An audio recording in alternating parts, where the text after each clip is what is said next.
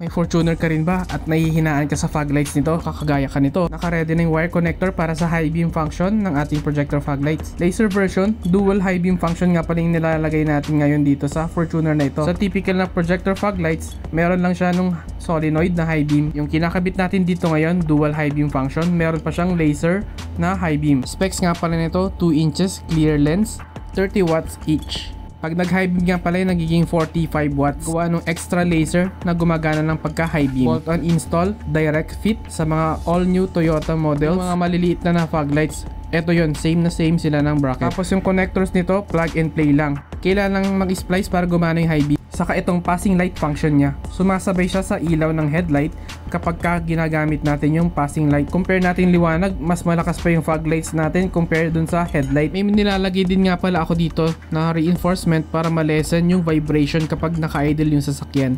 Common issue kasi yan sa mga Toyota na Fortuner. Mapapansin nyo yan palagi sa driver side, nanginginig. Interested kayo mag-avail? I-message nyo lang ako sa Garage 58 Retrofit Works.